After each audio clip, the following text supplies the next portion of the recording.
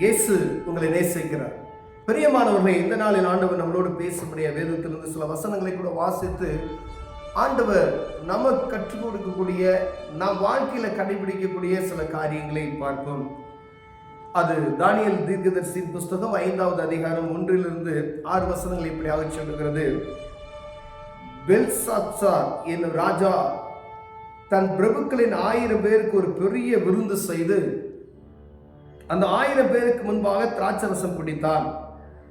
பெல்சாத்சார் ராஜா திராட்சரசத்தை ருசித்துக் கொண்டிருக்கையில் அவன் தன் தகப்பனாகிய நேபுகாத் நேச்சார் எருசலேம் தேவாலயத்திலிருந்து கொண்டு வந்த பொன் வெள்ளி பாத்திரங்கள் ராஜாவாகிய தானும் தன் பிரபுக்களும் தன் மனைவிகளும் தன் வைப்பாட்டிகளும் குடிக்கிறதற்காக அவைகளை கொண்டு வரும்படி கட்டளையிட்டான். அப்பொழுது எருசலேமில் உள்ள தேவனுடைய வீடாகிய ஆலயத்திலிருந்து எடுக்கப்பட்ட பொற்பாத்திரங்களை கொண்டு வந்தார்கள். அவைகளின் ராஜாவும் அவருடைய பிரபுக்களும் அவருடைய மனைவிகளும் அவருடைய வைப்பாட்டிகளும் குடித்தார்கள். அவர்கள் திராட்சரசம் குடித்து பொன்னும் வெள்ளியும் வெண்கலமும் இரும்பும் மரமும் கல்லும் ஆகிய தேவர்களை புகழ்ந்தார்கள். அந்நேரத்திலே மனுஷ கைவிரல் தோன்றி விளக்குக்கு எதிராக ராஜா அரண்மனையிலே சாந்து பூசப்பட்ட சுவரிலே எழுதிற்று. எழுதின அந்த கையுறுப்பை ராஜா கண்டான். அப்பொழுது ராஜாவின் முகம் வேறுபட்டது. அவனுடைய நினைவுகள் அவனை கலங்க பண்ணினது. அவனுடைய இடுப்பின் கட்டுகள் தளர்ந்தன. அவனுடைய முழங்கால்கள் ஒன்றோடு ஒன்று மோதிக்கொண்டன. பிரியமானவர்களே, இந்த பெல்சாத்சார் ராஜா பாபிலோன் தேசத்தில் அவர்கள் செழிப்பாய் வாழ்ந்த ராஜா. எருசலேம் தேவாலயத்திலிருந்து அவர்கள் கொண்டு வரப்பட்ட ஆண்டவருக்கு சொந்தமான பொருட்களை கொண்டு வரும்படி அவன் பெரிய விருந்து பண்ணி, அந்த விருந்துல அந்த தங்க பொருட்களினாலும் ஆண்டவர் சமூகத்தில் பயன்படுத்தப்பட்ட அந்த பாத்திரங்களை கொண்டு மதுபானம் அருந்துவதற்காக அவன் கொண்டு வர சொல்லுகிறதை பார்க்க முடிகிறது. அவன் விருந்து செய்தது தவறல்ல. அவன் யுத்தம் பண்ணி தான் அந்த இடத்துல இருந்து இந்த பொருட்களை மீட்டு கொண்டு வந்தான்.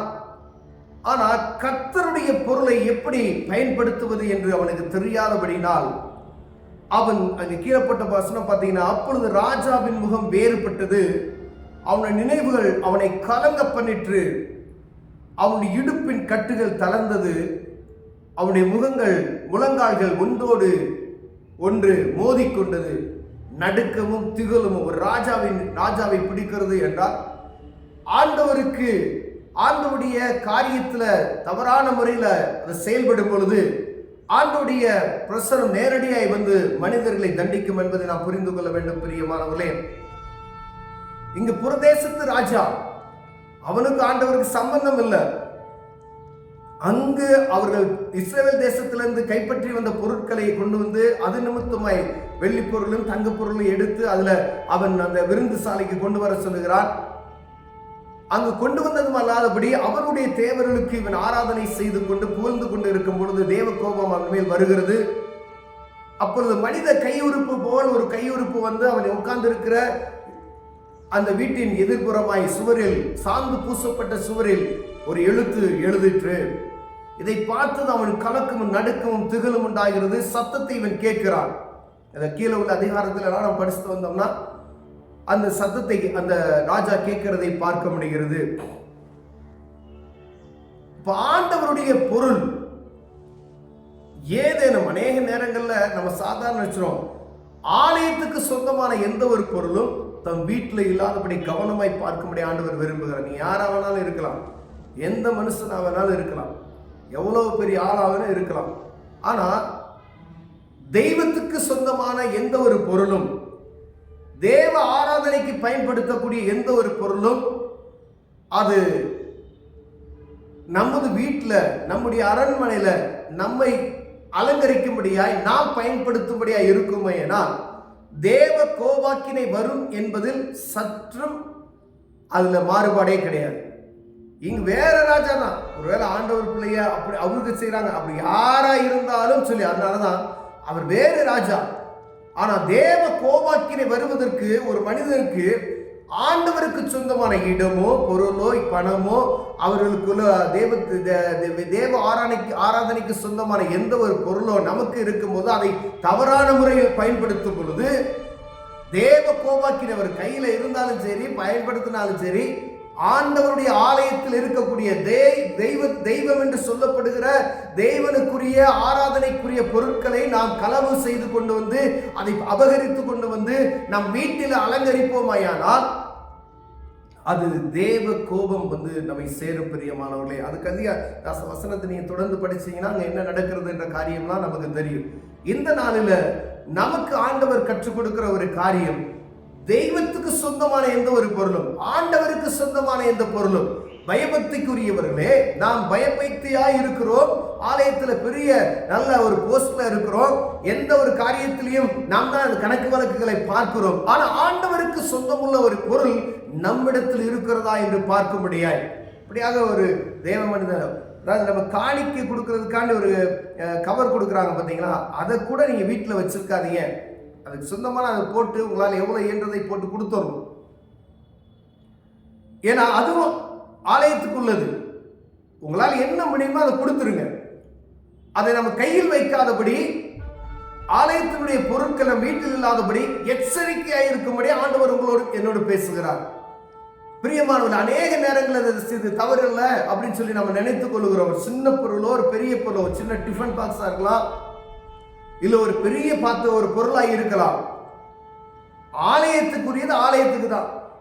அந்த ஆலயத்தில் இருக்கக்கூடிய பொருட்களை கொண்டு வந்து, பயன்பாட்டிற்குள்ள பொருட்களை கொண்டு நாம் பயன்படுத்துவோமையானால் அது தெய்வத்தினுடைய கோபம் நேரடியாய் நம்மை பாதிக்கும். பிரியமானவர்களே, ஒரு இடமா இருக்கலாம், அதை ஆண்டவருக்கு என்று பயன்படுத்துவதற்கு கொடுக்கப்பட்ட அந்த இடத்தை நமக்கென்று எடுத்துக்கொள்வோம்னா அது அபகரிப்பு. நமக்கு வேணா நம்ம நிறைய டெக்னாலஜி தெரியும், இப்படின்னா அப்படி போட்டு ஏதாவது செஞ்சிடலாம் அப்படின்னு நினைச்சுக்கோங்க. இது ஆண்டவருடைய இடம் அப்படின்னு சொல்லி ஒரு இடம் இருக்குன்னு வச்சுக்கோங்க. யாரோ சம்பாரிச்சு வந்த கொடுத்த இடம் ஆண்டவருக்காக, ஆலயத்தினுடைய காரியத்துக்காக கொடுக்கப்படுகிறது. அந்த இடத்தை நம்ம அபகரிப்பதற்கு, ஏதாவது ஒரு முறையில கமிஷன் பெறுவதற்கு, இல்ல அந்த இடத்தினுடைய காரியத்தை வேறு விதமாய் வித்து நமக்கு தேவைப்படும் அதை எடுத்துக்கொள்வதற்கு, அப்படிப்பட்டதான ஒரு குறுக்கு வழிகளை நமக்கு உண்டாயிருப்போமையினால் ஆண்டவர் உங்களோடு பேசுகிறார். பிரியமானவர்கள், அப்படிப்பட்டதான காரியங்களை செய்யும் பொழுது தேவ கோபாக்கினை குடும்பத்தின் மீது சாபமாய் மாறும் என்பதை மறந்து போகாதபடி எச்சரிக்கையா இருக்கும்படி ஆண்டவர் உங்களோடும் என்னோடு பேசுகிறார். எந்த பொருளா இருந்தாலும் சரி, நானா இருந்தாலும் சரி, நீங்களா அது யாரை பார்த்து கொண்டு இருக்கிற என் அன்பு சகோதர சகோதரிகளே, ஆண்டவருக்குரிய பொருட்களை ஆண்டவருடைய சமூகத்தில் வச்சிடலாம். ஆலயம் என்ன அங்கதான் இருக்கணும். இந்த ராஜா வேறு தேசத்து ராஜா, ஆனா அவருக்கு வரக்கூடிய அந்த ஆண்டவர் நேரடியாய் டைரக்டா அங்கு எழுதப்படுகிற ஒரு காரியத்தை பார்க்க முடிகிறது. பிரியமானவரே, அப்ப நம்ம எவ்வளவு ஆண்டவரை அறிந்து கொண்ட, அவரை ஆராதிக்கிற நாம் எப்படி இருக்க வேண்டும் என்பதில் நாம் கவனமா இருக்கணும். நம்முடைய தசம பாகத்தையே ஆண்டவர் என்ன சொல்றாரு, அதை அபகரித்து வைக்காத அப்படின்னு சொல்றாரு. 10 ஒரு பாகம் ஆண்டவருக்குரியது. அநேக நேரத்தில் நான் என்னையும் சேர்த்து சொல்றேன், நிறைய நேரத்தில் என்ன சொல்றோம், அதையே நம்ம சரியான முறையில் கரெக்டா கொடுக்கறது கிடையாது. அப்ப இதுக்கே ஆண்டவர் என்ன சொன்னார், ஆண்டவருக்குரியது ஆண்டவருக்கு கொடுத்தணும். அரசாங்கத்துக்குரியது அரசாங்கத்துக்கு கொடுங்க. நம்ம உழைக்கிற பணத்துல கவர்மெண்ட்டுக்கு என்ன டாக்ஸ் கட்டணுமோ அதை கட்டணும். அதுக்கே ஆண்டவர் என்ன சொல்றாரு, அதுல கரெக்டா நீ இரு அப்படின்னு சொல்லி அதுல கரெக்டா இருக்க சொல்றாரு. ஆனா ஆண்டவருக்குள்ள சொத்தை எதையோ எடுத்துக்கொண்டு போய் நம்ம வீட்டுல வைப்போமான எவ்வளவு நாம் குறைபற்றவர்களாய், எவ்வளவு ஒரு அநீதி உள்ளவர்களாய் காணப்படுவோம். பார்த்துக்கோங்க, அறியாம அதை செஞ்சிருந்தா சில இடங்களை அபகரித்துக் கொள்ளுகிறார்கள்.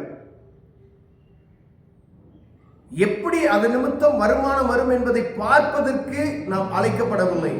உங்களால் ஆலயத்துக்குள் வைத்திருப்பது ஒரு பொறுப்பு கொடுத்திருக்காருன்னா அதை பாதுகாப்பதற்காக, அதை மேம்படுத்துவதற்காக, அதை இன்னும் உருவேற்றுவதற்காக ஆண்டவர் கொடுத்திருக்கிறார்.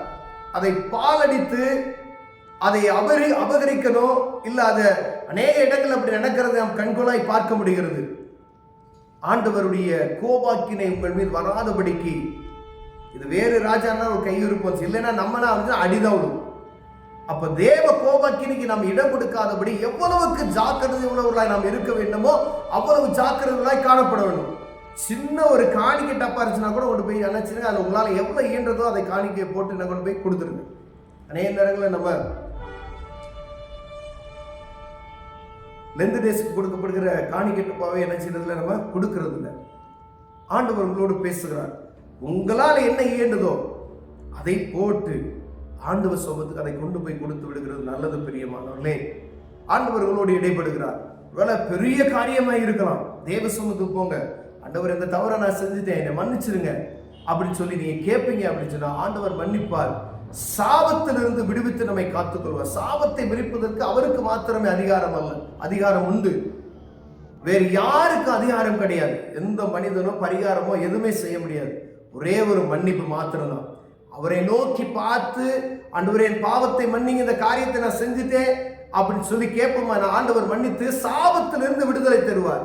இல்லைன்னா இந்த சாபம் நம்ம நல்லா இருக்கிறது போல தெரியும், நம்முடைய சன்னதிகள் பாதிக்கப்படும் என்பதில் நீங்கள் கவனமாக இருக்கணும்.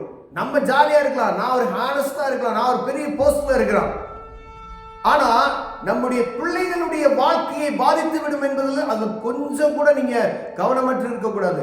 நம்ம பிள்ளைகளை பாதிக்கும், பிள்ளைகளுடைய பிள்ளைகளை பாதிக்கும். நாம் இருக்க மாட்டோம், ஆனா அவருடைய சன்னதிகள் எப்படி இருக்கிறது. இன்னைக்கு நான் நல்லா இருந்துட்டு என் சன்னதிக்கு நான் சாபத்தை வைத்து விட்டு போகணும், அதை கூட வேறு ஒரு அபலமான ஒரு நிலை யாருக்கு வரக்கூடாது. பிரியமானவர்களே, ஆண்டவர் சன்னதிகளை ஆசீர்வதிக்கிற தேவன். சாபத்தை வா என்று கூப்பிட்டு உள்ள வச்சுக்க கூடாது. அதனால கவனமாக இருக்கும்படி ஆண்டவர் உங்களோட என்னோட பேசுகிறார். ஆலயத்துக்கு ஒரு பொருட்கள் எதையும் நாம் கையில் இல்லாதபடி கவனமாக இருக்க முடியாது. பரிசுத்த ஸ்தலத்தில் இருக்க வேண்டிய இடம், ஒரு இடமா இருந்தாலும் எந்த பொருளாக இருந்தாலும் பரிசுத்தமாக்கப்பட்டது. தேவனுக்கு உள்ளது, ஆண்டவருக்கு உள்ளது, ஆலயத்துக்கு உள்ள பொருள் எல்லாம் பரிசுத்தம் செய்யப்பட்டது. ஒருவேளை நம்ம கண்ணுக்கு தெரியாம இருக்கலாம், இது ஆண்டவருக்கு நீங்க உங்க பொருளே கொடுத்தீங்கன்னா அது பரிசுத்தமாக்கப்பட்டது, அது பரிசுத்தமாயிருச்சு. அதை நீங்க எடுத்துக்கொண்டு வந்து உங்க வீட்டுல வைக்காதபடி கவனமாக இருக்கும்படி ஆண்டவர் உங்களோட என்னோட பேசுகிறார். கண்களை மூடுவோம். அன்பின் தகப்பனே, ஆண்டவருக்குரிய எந்த ஒரு பொருளும் எங்க வீட்டுல இல்லாதபடி பாதுகாத்துக் கொள்ளுங்க ஆண்டவரே. இதில் நாங்கள் ஆண்டவரே கொஞ்சம் கூட ஆண்டவரே தைரியம் உள்ளவராய் காணப்படாதபடிக்கு அது கவனமாய் ஆண்டவருக்கு பயந்து நடுக்கிற இருதயத்தை எங்களுக்கு தாங்க. இயேசுவின் நாமத்தில் பிதாவே, ஆமென்.